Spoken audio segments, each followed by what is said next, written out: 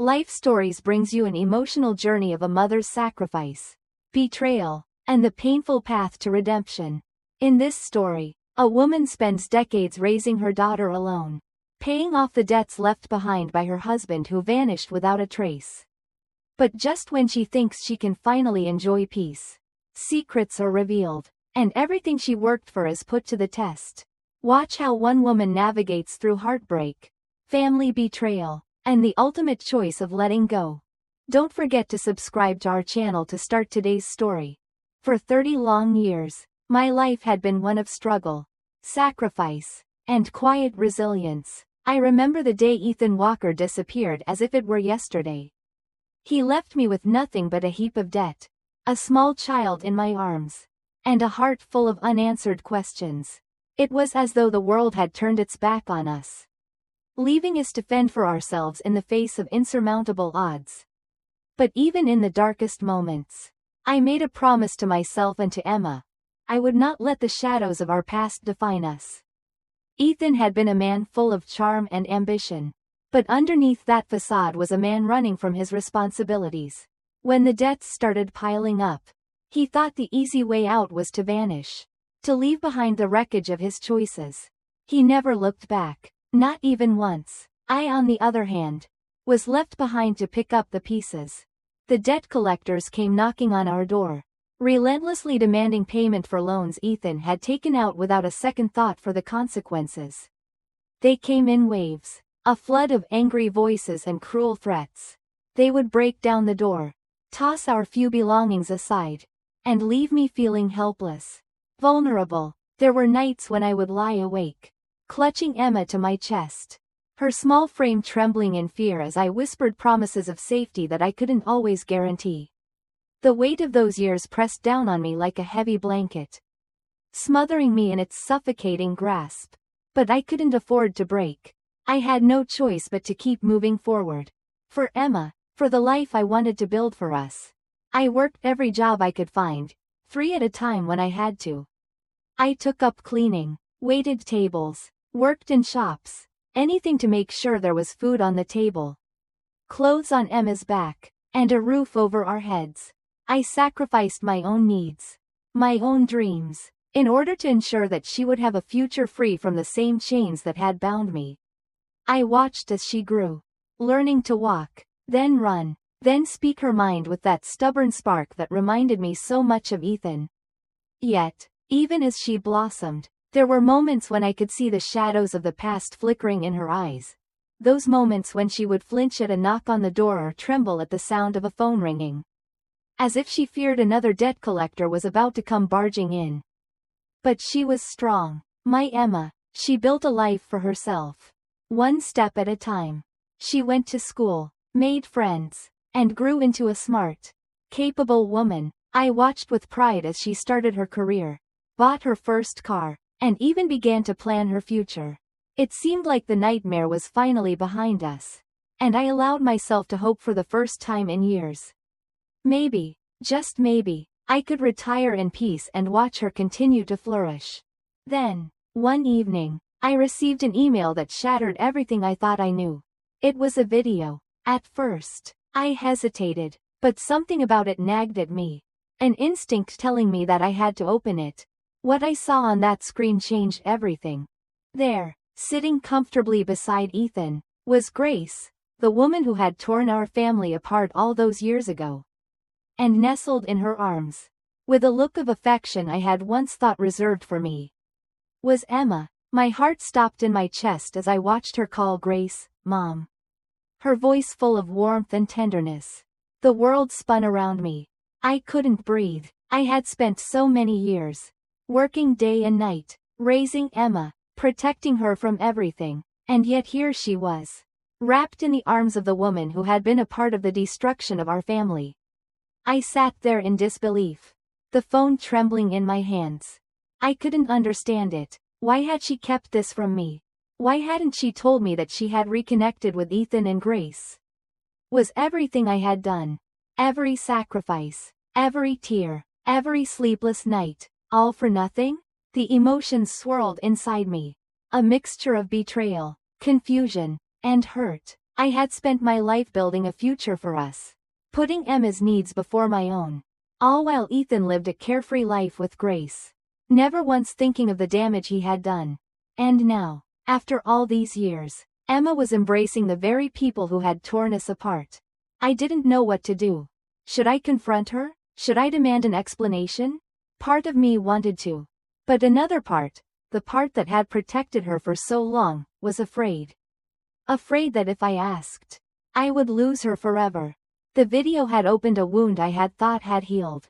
And now I could feel the old scars reopening, fresh and raw. And so, I did nothing. I stayed silent, watching as Emma came home with her husband, Jack, and their daughter, Lily. I couldn't bring myself to face her.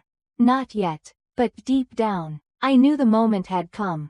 The truth was out, and everything was about to change. The house was quieter than usual when Emma and her family came home that evening.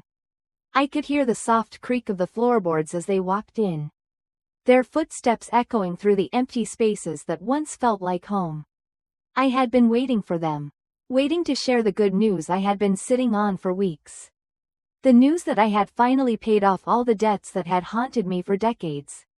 But when the door opened, and I heard Emma's voice calling out to me, a deep sense of dread filled my chest. Mom, are you still up? Emma's hungry. Could you make her something to eat? I forced a smile, trying to push down the weight in my chest, and started to get out of bed. But just as I reached for my shoes, my phone buzzed on the nightstand. Without thinking, I picked it up. It was a message from Maria, a longtime friend I hadn't heard from in a while. I ran into them today. You have to know? Before I could even finish reading the message, a video popped up on the screen. I didn't mean to press play, but my thumb slipped, and the video began playing on its own. What I saw made my blood run cold. There, sitting next to Ethan, was Grace, the woman who had destroyed our family all those years ago. And Emma, my daughter, was sitting beside them, her head resting on Grace's shoulder. The words escaped my lips before I even realized I had spoken. No. I watched in disbelief as Emma, my daughter, leaned against Grace as if they had been close all these years. The warmth in her voice when she called Grace, Mom, sent a wave of shock through me. As if the ground beneath me had crumbled away. My heart was breaking, and yet I couldn't tear my eyes away from the screen.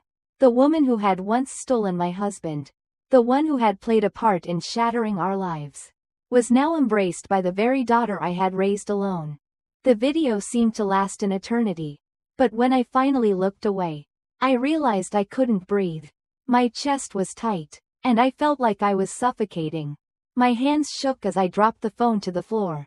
The room spun around me, and my mind was in chaos. How could she do this? How could she just forget everything we had gone through? All the pain and suffering I had endured to give her a better life? It took a moment for me to steady myself.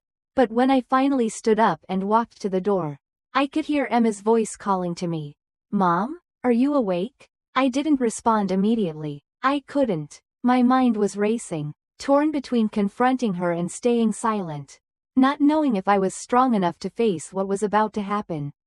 Emma knocked on the door again, more urgently this time. Mom, Emma's hungry. Could you please make something for her?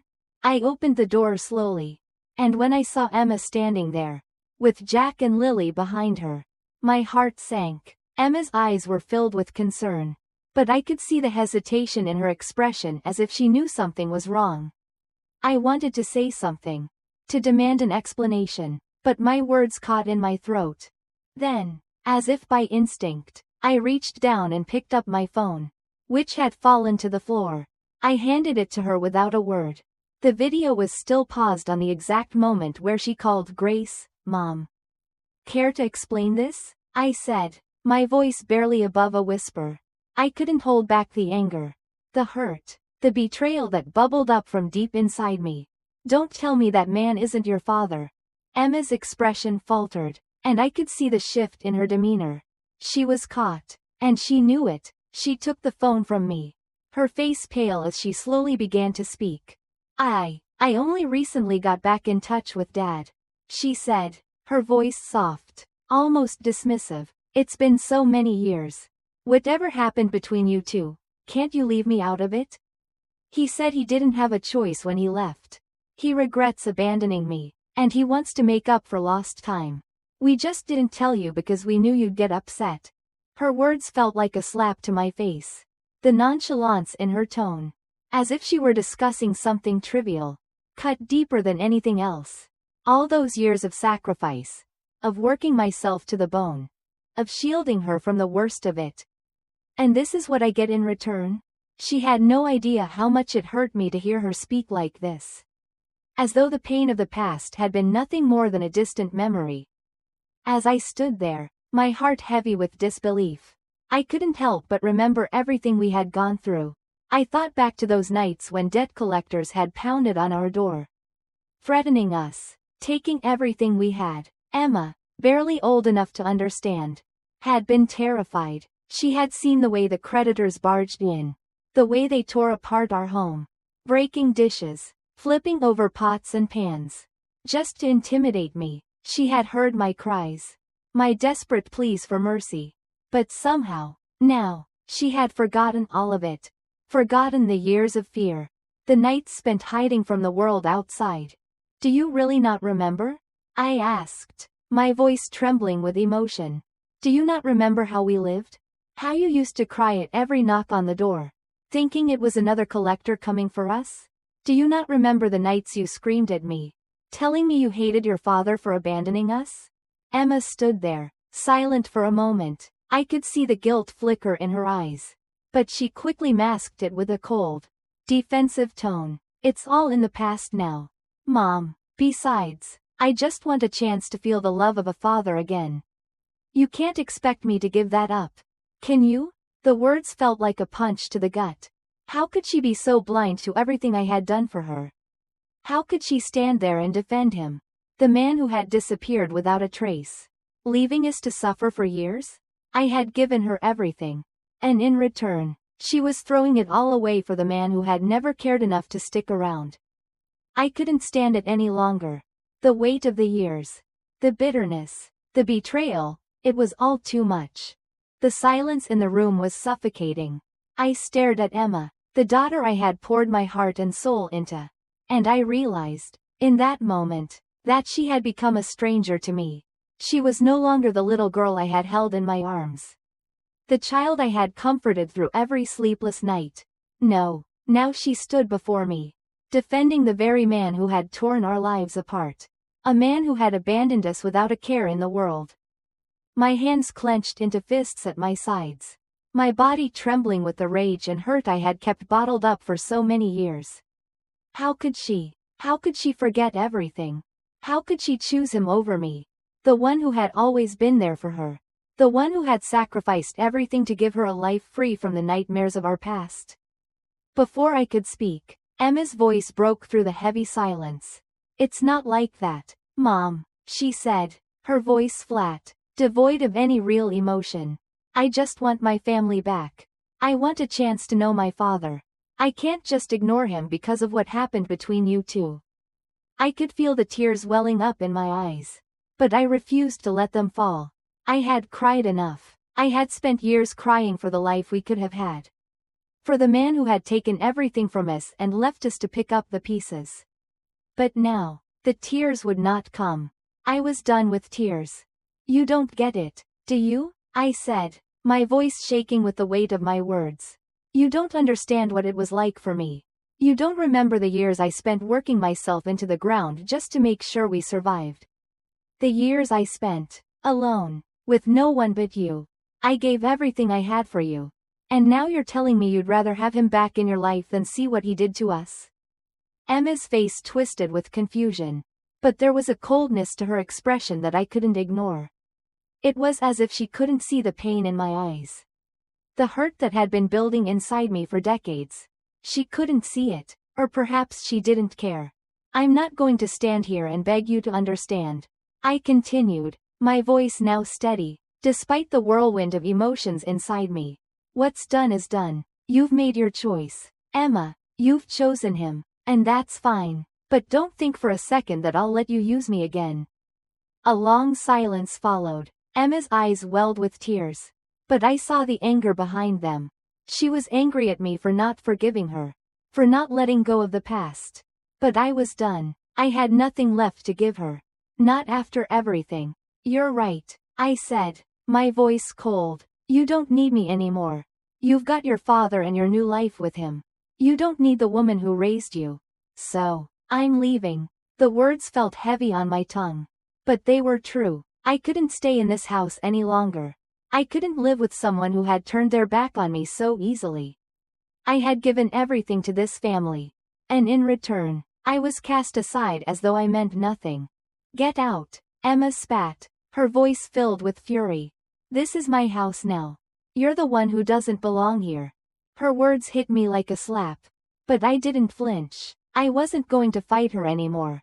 I had nothing left to fight for. I turned and began packing my things. Each movement heavy with the realization that I had lost everything, my husband, my daughter, the life I had worked so hard to build.